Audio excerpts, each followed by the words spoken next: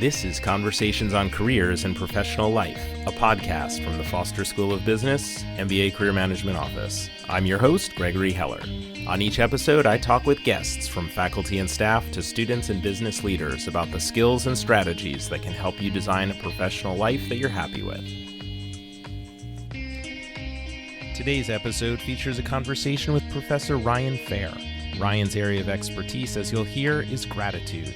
Our conversation touches on why gratitude is important in the workplace, how individuals can practice gratitude, and the relationship between gratitude and mindfulness and gratitude and stress. At the end of the episode and in the show notes, I include some additional resources if you're looking to learn more about gratitude. Enjoy my conversation with Professor Ryan Fehr.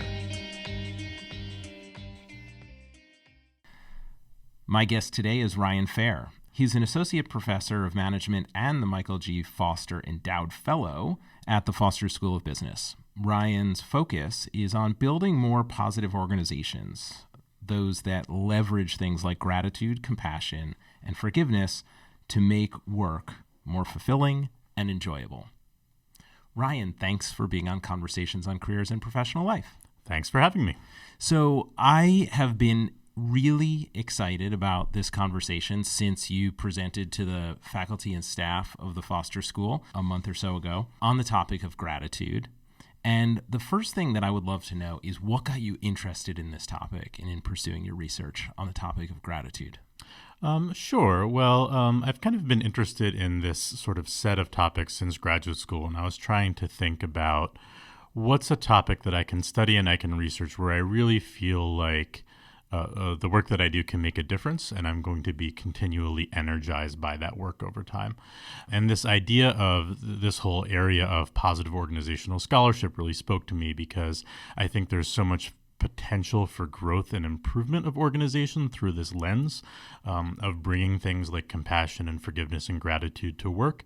And I think that people just don't realize or think about the power of those forces and the extent to which they can be effectively integrated into work. And I became interested in gratitude since moving to the Foster School because it was a topic that I think applies so much to everyday life.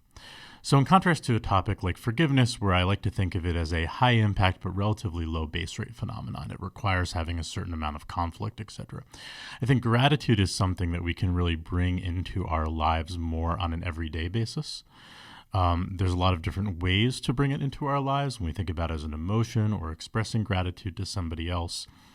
And as I started getting interested in the topic, I saw very quickly both the sort of empirical effect it can have on people, as well as just it seemed to resonate not only with academic audiences, but also with non-academic audiences as well.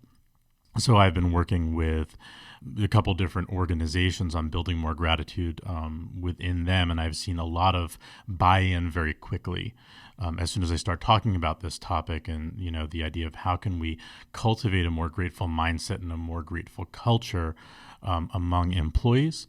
Sort of the higher ups in organizations immediately become excited about it. And so it's just something where I found there's been a lot of traction pretty fast. And I think also there's been some real impact on these organizations. So it's just sort of snowballed to that extent. Why is this something that we have to learn? Like, why isn't it something that's more innate to the human experience? Yeah, I mean, I think that in general, we have a bias toward the negative. So we're sort of programmed to focus on the threats in our environment. We have sort of this tendency to what I sometimes call focus more on sort of the things that make life more difficult rather than the things that make life easier. The difference between focusing on headwinds versus tailwinds. And so what I think that gratitude can do is that it can rebalance that tendency and help us kind of develop a more balanced outlook toward the world around us that, again, more accurately reflects reality. And so it's not that we don't all have within us this innate capacity to adopt a grateful mindset, but rather we really don't sort of take that as far as it can go in our lives. What are some of the ways that an individual or an organization may increase that cultivation? right? Cultivate that gratitude more. Yeah. So I like to kind of separate this into two buckets. Sometimes what I call the inward pillar of gratitude and the sort of external or outward pillar of gratitude. And so the first one that we can do is cultivate more gratitude within ourselves. And that is sort of a grateful mindset, a grateful outlook toward the world. One of the most popular ways for doing this is a gratitude journal, where you simply write down things that you're grateful for on a daily basis. It's particularly effective if you don't only write what you're grateful for, but why. So you don't just say, I'm grateful for my spouse. You say, I'm grateful for my spouse because, and then give 2 or 3 specific examples. And these gratitude journals are helpful in at least 2 ways. One way is that, it really starts helping us to practice seeing all the things in our lives that we have to be grateful for. So in writing it down, it kind of changes the reality in our mind as we start seeing, all of these things that perhaps we're taking for granted in our daily life. I think a gratitude journal is also useful because it helps us start trading in the language of gratitude. So simply this practice of writing down, I'm thankful for X, I'm grateful for X, I really appreciate person A, B, or C in my life, that language just becomes more natural to us, and it kind of primes us to think about the things we're grateful for and think about things in a grateful way in our lives. And then the component that I'm the biggest fan of that I think is most impactful is more this outward pillar, which is thinking about all the different ways that we can express gratitude to other people in our lives. So gratitude is an emotion, but I actually think that it's most powerful to the extent that we view it as an interpersonal interaction, an interpersonal exchange. So what are the ways that we can express gratitude to others? Well, one of the most powerful interventions that has been shown in the positive psychology literature to impact our well-being, help us connect with other people, is to write a gratitude letter to somebody who's made a meaningful difference in our lives. And then after writing it, we either give it to the person sort of in real life, or we even read it to that person. And this can have this really powerful effect on us for a very long time. If you write somebody a gratitude letter and read it to them, it is not something they're going to forget the next day. They're going to remember that for the rest of their lives, and usually the person who reads the letter does as well.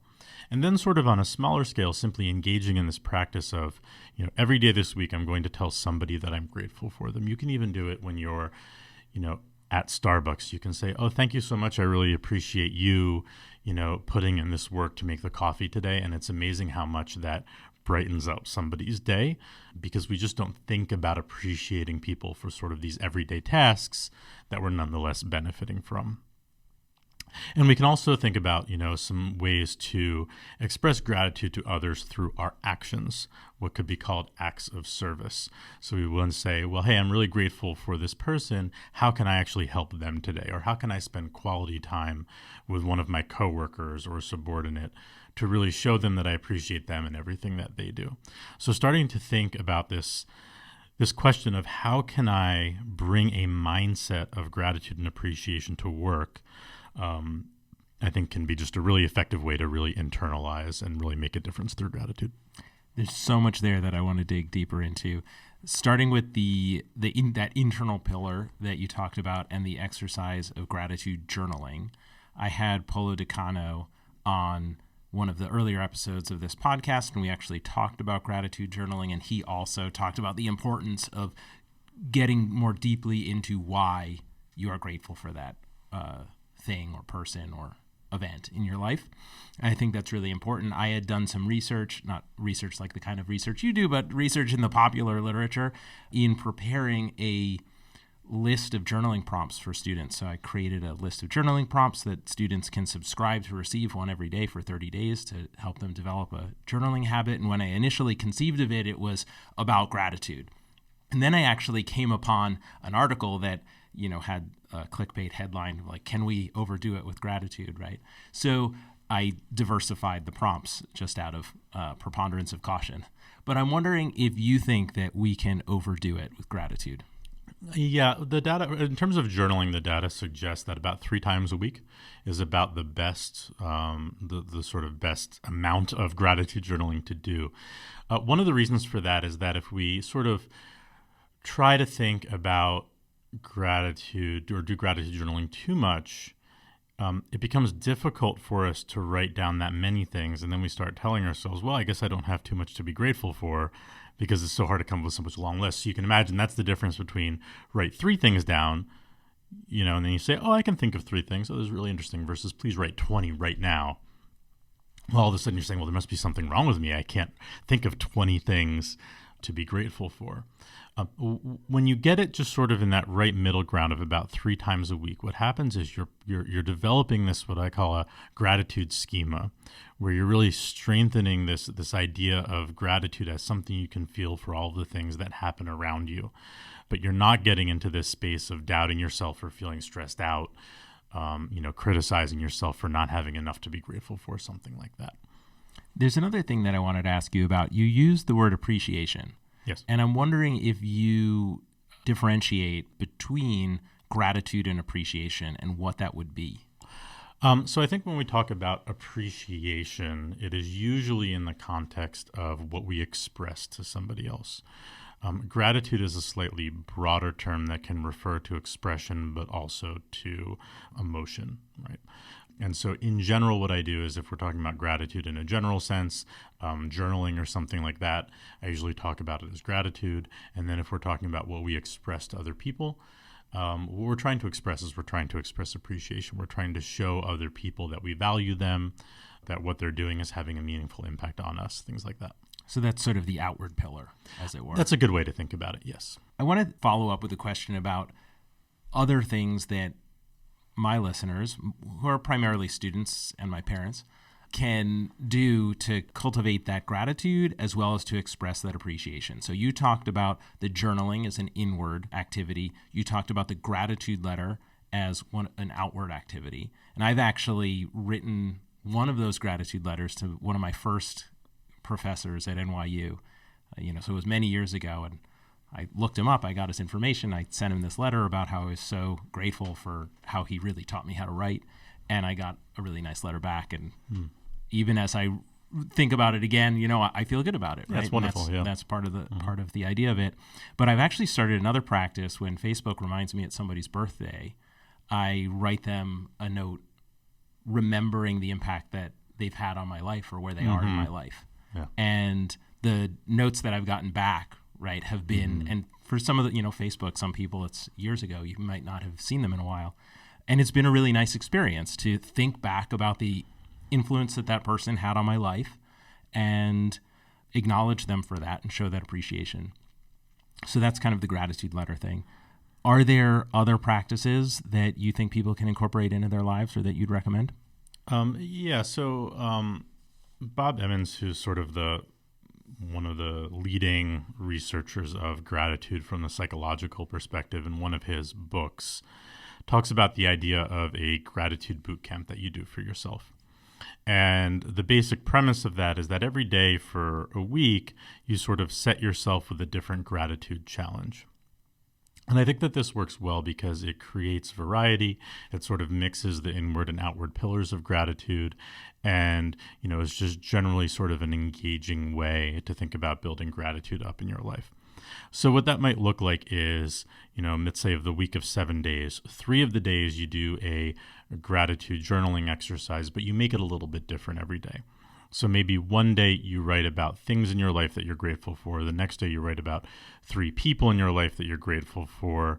Another day you do what's called a subtraction exercise, which is where you imagine what your life might be like without certain things, and then that helps cultivate gratitude.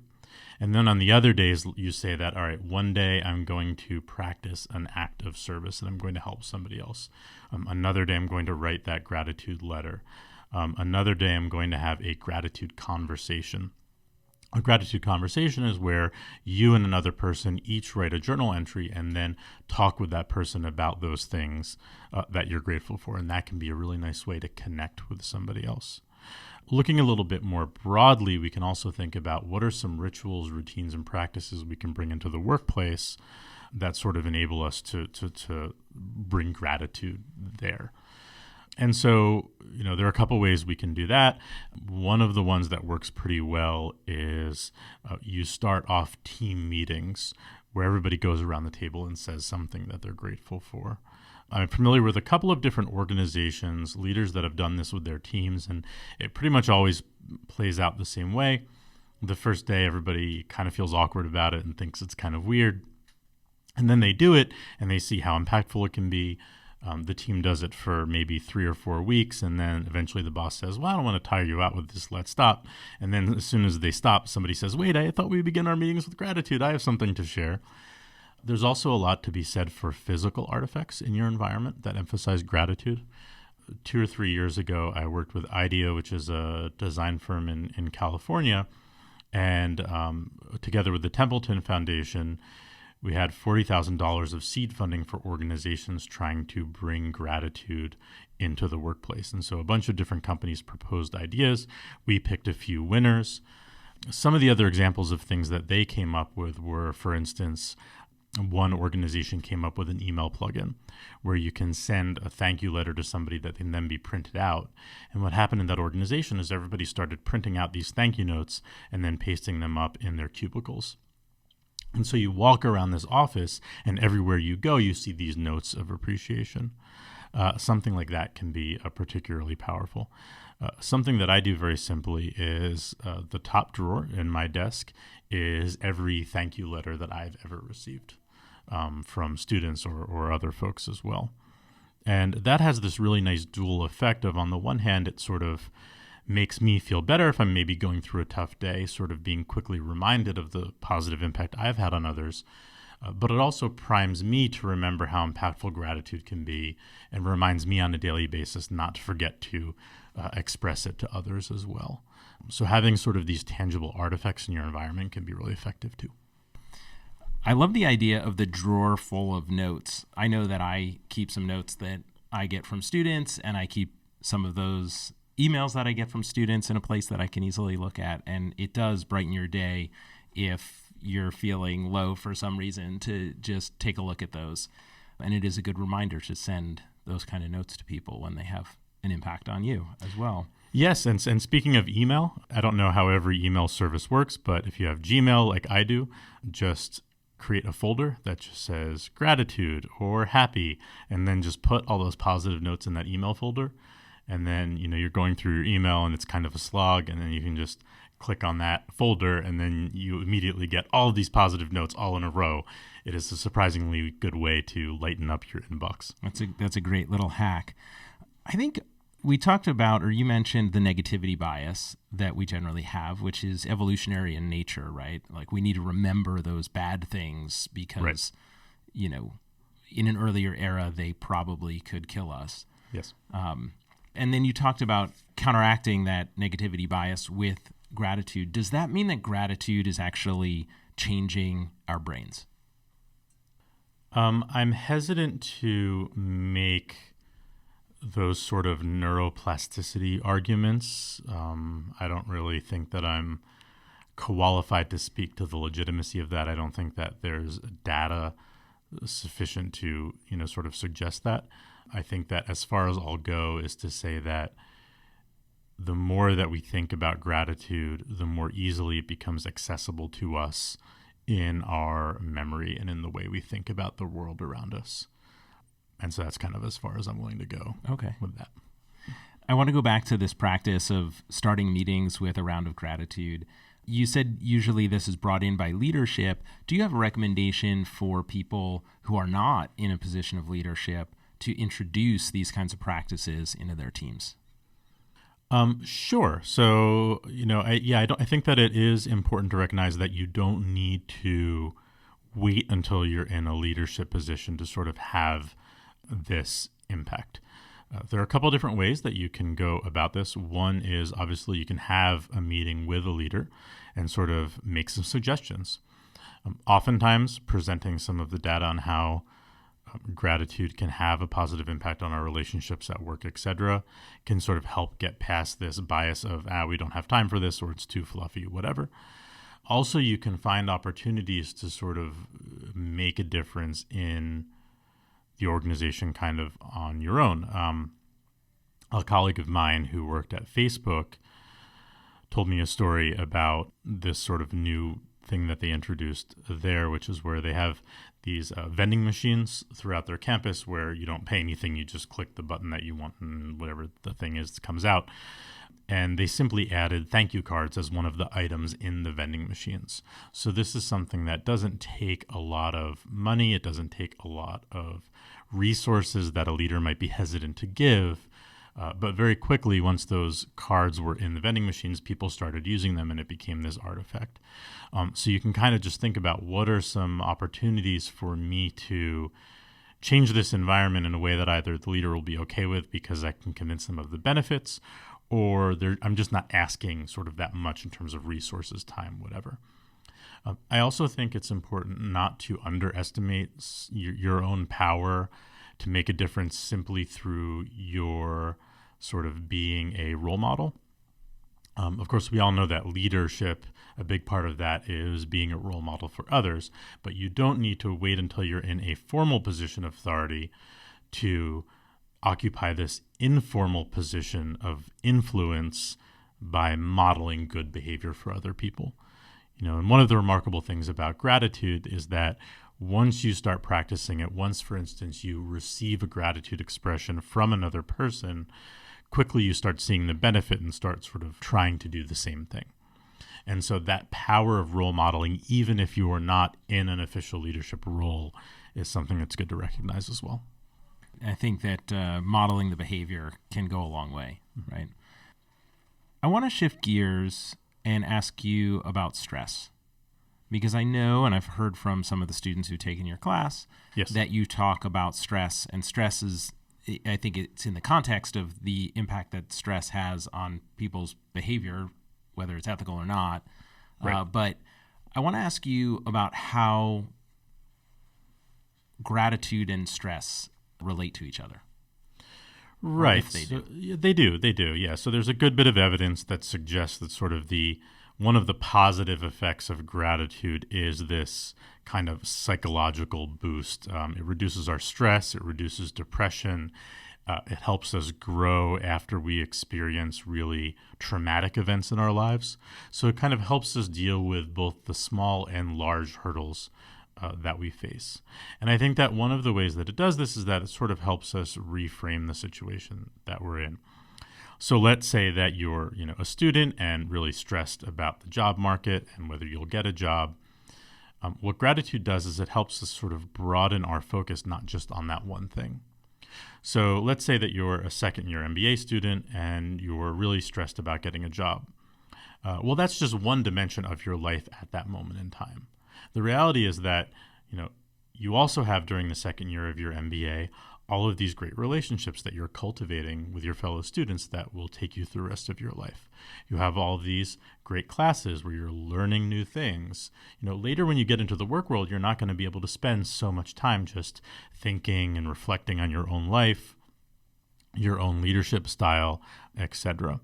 And so just having that capacity to zoom out, to focus on your family, for instance, right? So many of the students have spouses and children that they're spending time with as well.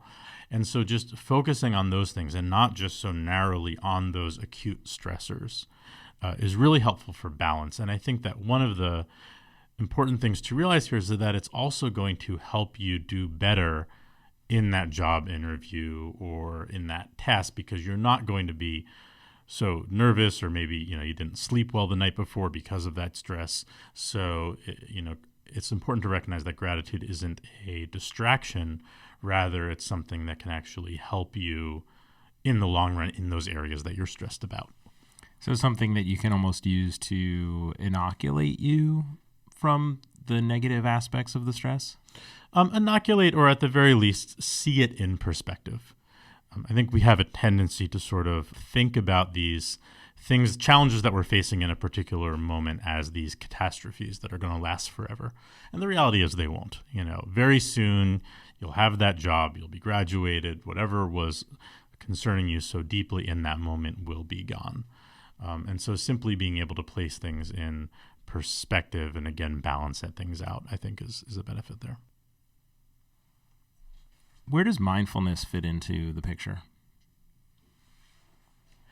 That's a good question. Actually, I'm doing a study with one of my colleagues in Australia right now on a mindfulness intervention and how it might be able to cultivate gratitude. So in other words, you could kind of think about the causal effect as going either way. Perhaps gratitude cultivates mindfulness. Perhaps mindfulness cultivates gratitude. We don't have any sort of empirical data on this yet, but I think that what mindfulness and gratitude share is this idea of stepping back and kind of taking that moment to see the bigger picture. And again, taking us out of that singular thing that we're focusing very narrowly on. And so again, I can't comment on the empirical data because we don't have it yet, but I do think that suggesting there's probably a reciprocal effect makes a lot of sense. And if we're trying to think broadly about our lives and what are the types of virtues that we want to cultivate, trying to become more mindful, become more grateful, become more compassionate, I do think that these virtues can be very interrelated and can reinforce one another. And if we think about our life in that holistic way, I think that can be very beneficial. For students or listeners who are interested in diving deeper into this, are there any books or websites that you think are really good at helping people go deeper on the topic of gratitude and the impact that gratitude can have on their lives? Sure. So 2 books that I like to recommend based on the inward pillar and the outward pillar of cultivating gratitude. For the inward pillar, I'm a particularly big fan of Bob Emmons' books. In particular, he has a book called Gratitude Works. It's very practice-focused, and it talks about building a 21-day program to cultivate gratitude in your life, and has a lot of specific recommendations that I talked about earlier about, for instance, different ways to gratitude journal or different ways to have conversations about gratitude, etc. Really good for cultivating that inward emotion, that inward pillar of gratitude. And is it 21 days because that's what the science typically says it takes to develop a habit? Do you know? I think it was just 21 days because he had 3 weeks of programming that he wanted to write. I'm not sure how science-based the 21 is, but the longer the better. And then the other book that I like is called The Languages of Appreciation in the Workplace. This one is by Gary Chapman and Paul White. This really focuses on that external pillar.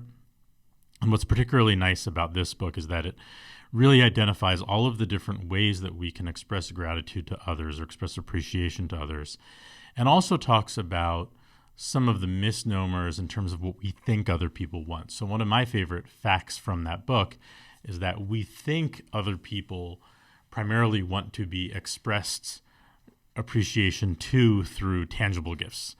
But in reality, only about 6% of people like that as their sort of favorite way to be appreciated. And sort of breaks down some of these assumptions about how to effectively express gratitude to others. And again, that one's specific to the workplace, so I think it's a really impactful read for people about to rejoin the workforce. I think that in an article that you were interviewed in or quoted in, the article alluded to the scene from Mad Men where Peggy is feeling jilted that Don didn't thank her for her work on something. And he said, that's what the money's for. Yes, I am on board with that cinematic example of, thinking more broadly about gratitude at work. And I do think that speaks to this general bias we have at work, that it's this transactional environment and that anything beyond that basic economic transaction is inappropriate for work, and it's something that we don't have time for.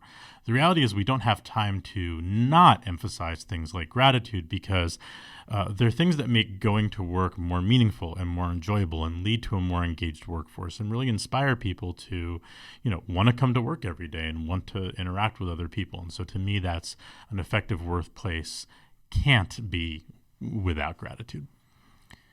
Do you think we're in a moment right now where we're having a crisis of lack of gratitude in our culture, or is it the opposite, that we are reaching a level of awareness of the importance of gratitude and appreciation? Well, I would say that right now in workplaces, there are sort of 2 biases that are particularly problematic. One is that I do think that work tends to be too short-term transaction oriented.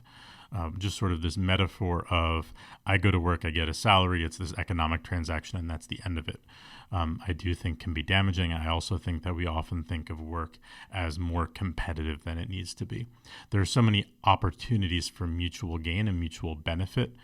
If we go into work with these metaphors of this is a transaction or this is a competition, those end up being very self-fulfilling.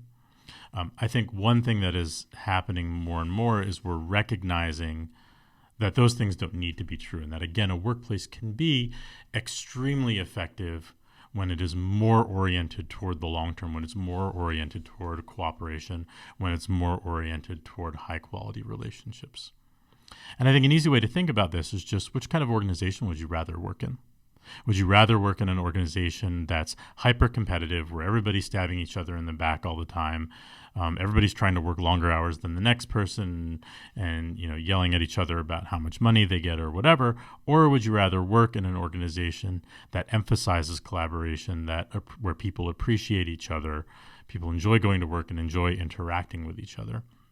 I think I work in the latter. I would think so, yeah. And so simply recognizing that that is a form of an organization that does exist and can exist effectively in the modern world, I think is really important. Do you think that the industry or the pay level of the majority of employees has any difference? I know that some of your research had to do with manufacturing in the food services, I think. Yes. Is it different where you have people who are more in that sort of manufacturing or service delivery space versus the more white-collar knowledge work kind of space? I don't think so, no. So I think it's important to recognize that gratitude can be impactful in all of these different contexts. And so I've studied gratitude in a manufacturing plant that makes airline food, which you mentioned. I've studied it in the military in China. I studied it in a plastics manufacturer in Sweden, in a life insurance company in Japan. Right now I'm doing a study with a microfinance nonprofit in rural Pakistan. And what I'm generally finding is that in all of these different contexts, this notion of gratitude, regardless of industry, regardless of culture, still exists. The nuances of how it's understood or interpreted or expressed might be different, but there is still a universal power to the potential and the benefit of gratitude to positively impact our lives.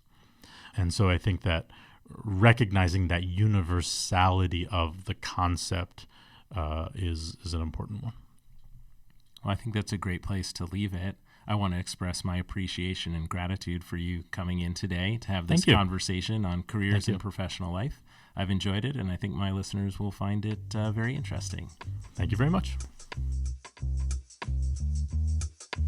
I think one of the most important takeaways from my conversation with Ryan is that there are many things we can do to increase our gratitude and show our appreciation for the people around us.